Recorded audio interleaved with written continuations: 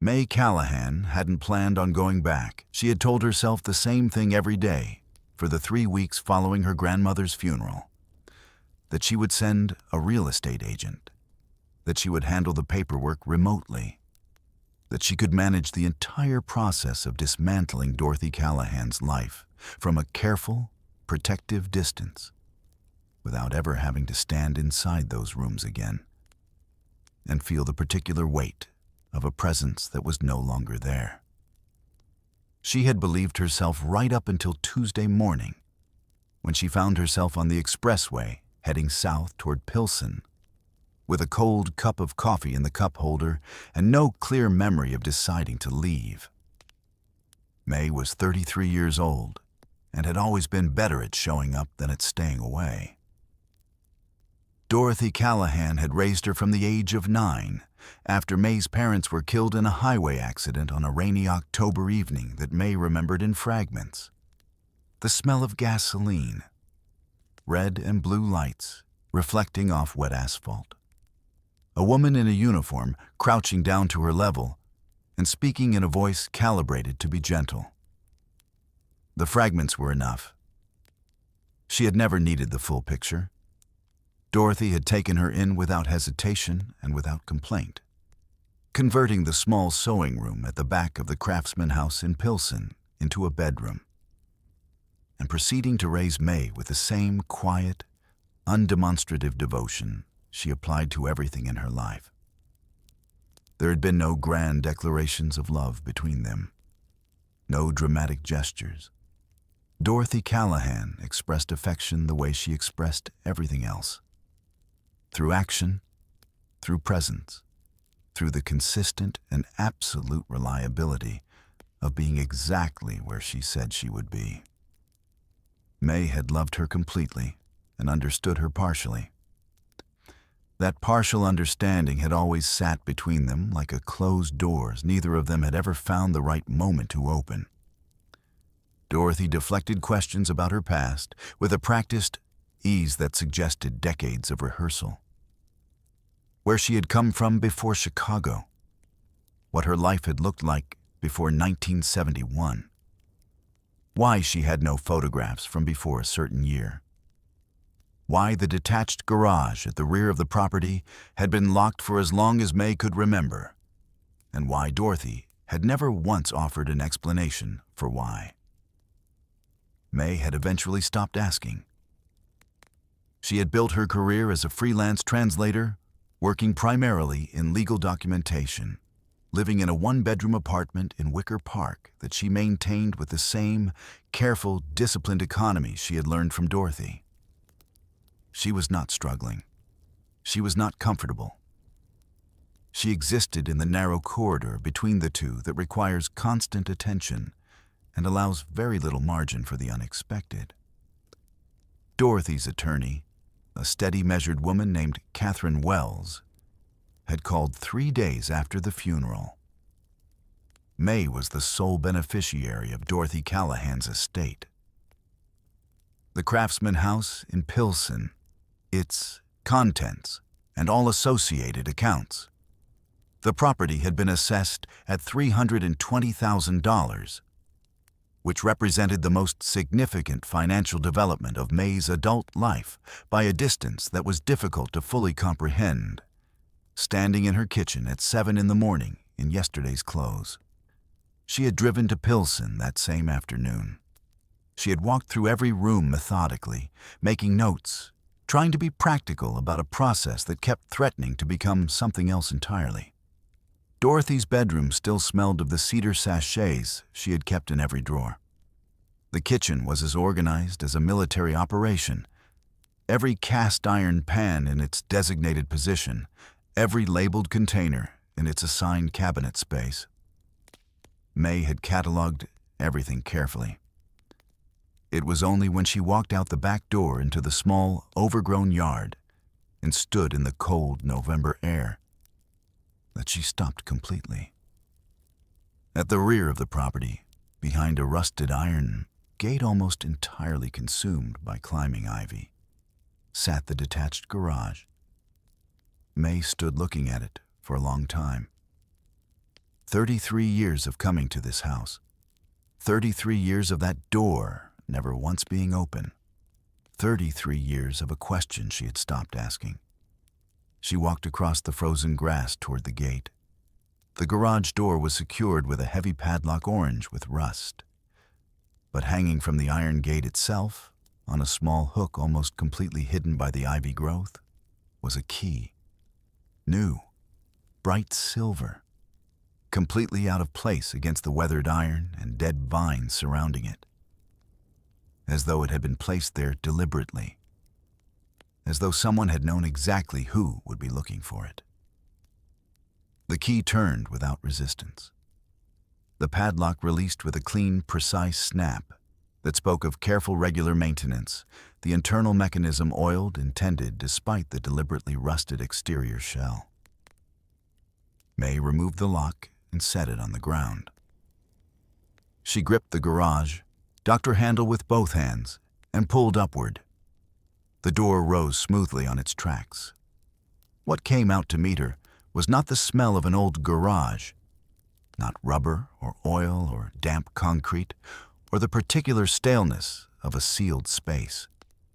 What rolled out of Dorothy Callahan's garage into the cold November air was the smell of cedar and clean canvas, and something faintly chemical that took May several seconds to identify as the specific preservative used on vintage leather. She found the light switch inside the door frame. Overhead fluorescent tubes flickered to life in sequence, casting a clean, even light across a space that bore no relationship to anything May had prepared herself to find. The garage was immaculate, not recently cleaned, continuously maintained. The concrete floor was swept to a standard that suggested regular attention within the past week. Wooden workbenches lined the walls, their surfaces organized with tools that showed no rust, no deterioration, no sign of neglect. Along the left wall, temperature-controlled storage units hummed with the quiet efficiency of equipment that had been running without interruption for a very long time.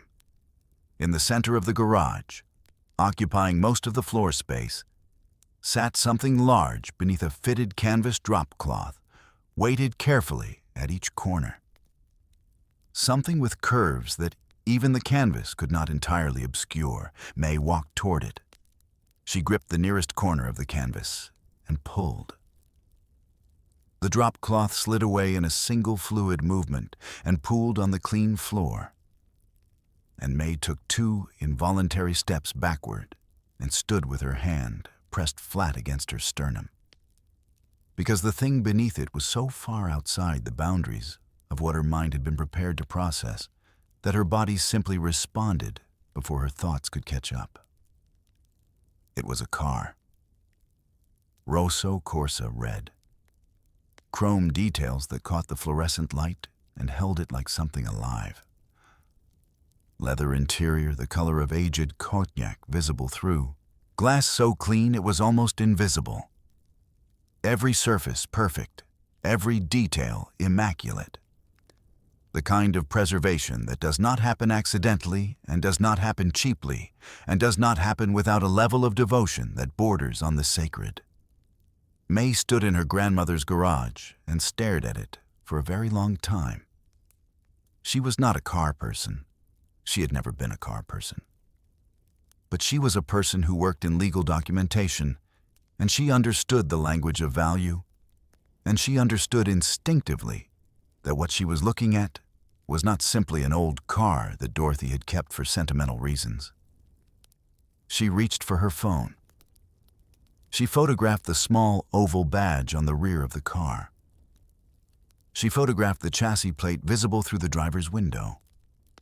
She opened her browser and typed in what she read there. 1963 Ferrari, 250 GTO. Chassis number 4153GT. The search results loaded. May read the first line of the first result. Then she sat down on the clean concrete floor, because her legs made the decision before she did. The most recent comparable sale. Christie's Geneva, 2018, $70 million. She sat on the concrete floor of her grandmother's garage for 20 minutes. She was not a person who panicked easily. Her work required precision and composure, and the ability to function clearly under conditions of significant complexity. She applied those qualities now, deliberately, the way you apply pressure to a wound. Steady, consistent, until the shock receded enough to leave room for thought. The questions arranged themselves in order. Where had Dorothy gotten this car? How long had it been in this garage? Why had she never said a single word about it? And why, after a lifetime of keeping this secret with absolute discipline, had she left a bright new key on a hook by the gate where only May would think to look? May stood up. She walked back into the house. She went to Dorothy's bedroom, to the small writing desk in the corner that had always seemed slightly formal for a woman of Dorothy's habits, and opened the center drawer. 2 items, placed with obvious deliberate intention in an otherwise empty drawer. An envelope with May's name on the front in Dorothy's handwriting, and a small leather notebook with a brass clasp. May carried both to the kitchen table. She made coffee because making coffee was something her hands knew how to do without instruction, and her hands needed something to do. She sat down. She opened the envelope. My May, if you are reading this, then I am finally free of something I carried for longer than you have been alive. And you have found the garage, which means you found the key on the hook. Which means you were paying attention the way I always knew you would, and the way I could never quite bring myself to tell you that I noticed. I need to tell you about your grandfather. Not the man I described to you. Not the quiet man from the Midwest who died before you were born. That story was a shape I built around an absence, because the true shape of that absence required an explanation I was never brave enough to give while I was standing in front of you. Your grandfather's name was Thomas Cole. In 1962, Thomas was 29 years old and working as a master mechanic at a Ferrari dealership in northern New Jersey that served the wealthiest collectors on the eastern seaboard. He was gifted in the specific way that certain people are gifted with engines. Not trained into it, but born into it. The knowledge living in his hands and his instincts, rather than in anything a classroom had put there. His employer trusted him with the preparation of the most significant car the dealership had ever handled. A 1963 Ferrari 250 GTO ordered by a private collector from Connecticut. Thomas spent 4 months preparing that car. He knew every component of it the way you know the particular rhythm of a piece of music you have loved long enough that you hear it even in silence. The Connecticut collector died of a heart attack in the spring of 1963 before taking delivery. His estate was contested among 3 adult children who had not spoken to each other in years and did not intend to start. The legal dispute froze every asset, including the car, for nearly 2 years. It sat in the dealership's storage facility, belonging legally to no one, while attorneys accumulated fees and the children accumulated grievances. In the winter of 1964, the dealership owner told Thomas he was closing, retiring to Florida. The disputed assets would be transferred to a legal holding authority pending resolution of the estate, which could take another decade. Thomas had spent 4 months of his life with that car. He understood it the way you understand something you have given yourself to completely. That night, he drove it out of the storage facility. He drove it to Chicago because he knew someone there who could help him find work and because Chicago was large enough to disappear into. He rented a garage in Pilsen from an elderly man who asked no questions. He found work as a mechanic at a shop on the South Side. He met me at a church social in the spring of 1965 and told me on our third evening together that he had something to show me. He drove me to the garage in Pilsen. He pulled back the canvas cover. I did not understand what I was looking at, but I understood what I saw on his face when he looked at it, and that was enough. We were married in 1966. We bought the house on the same street as the garage because Thomas wanted to be close to it. Not out of greed. Out of something I can only describe as responsibility. He had given 4 months of himself to that car, and he felt that the car had a corresponding claim on him. We never spoke of it to anyone. When Thomas died in 1987, I considered selling it. A dealer came to the garage. He told me what it was worth. Then he told me that a car matching this description had been reported as missing from a New Jersey dealership in 1964, and that while the statute of limitations on any criminal matter had long since expired, the civil ownership question remained legally complicated. I sent him away. I maintained the car the way Thomas had taught me. I kept the records Thomas had kept. I kept the garage locked. I kept the key on the hook because Thomas had always kept it there, and moving it felt like losing something I could not afford to lose. In the notebook, you will find everything. Thomas's original preparation records, the full documentation of the car's history, and a letter from an attorney named Raymond Cross in Chicago who specializes in the resolution of disputed vintage automotive assets. I engaged him 5 years ago. He has been waiting for your call. He tells me the civil ownership question can be resolved cleanly given the elapsed time and the documented circumstances. He tells me a properly authenticated and documented example of this specific car would represent one of the most significant private sales in American automotive history. I was too old and too tired, and if I am honest, too afraid to see it through. You are none of those things. Thomas loved that car the way he loved everything that mattered to him. Quietly, completely, without needing anyone else to understand why. He would want it known. He would want you free. All my love across whatever distance now exists between us. Dorothy. May called Raymond Cross at 8:15 the following morning. He answered immediately. His voice was the voice of a man who had been professionally patient for a very long time and had made his peace with it. Mrs. Callahan told me approximately 6 months ago that her granddaughter would be calling. Cross said, "I have been ready since then. Shall we begin?" May said yes. What she had not anticipated was Warren Cole, Thomas Cole's nephew, 64 years old.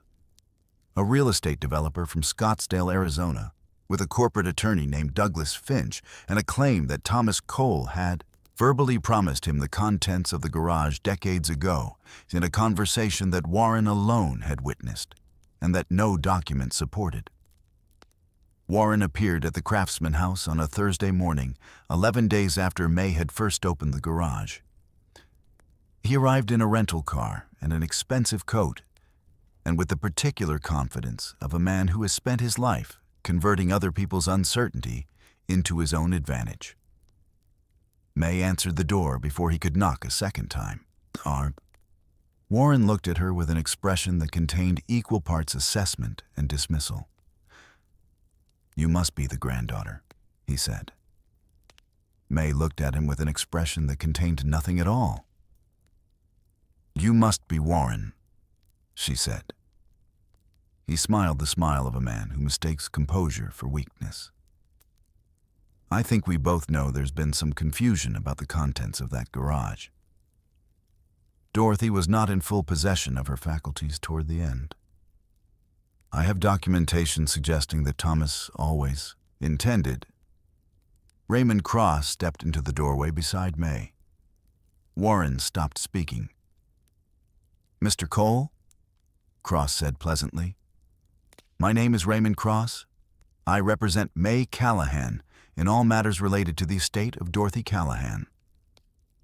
I have reviewed your attorney's correspondence, and I want to save us all considerable time by telling you that Dorothy Callahan underwent a complete psychiatric evaluation 14 months ago, specifically to establish testamentary capacity.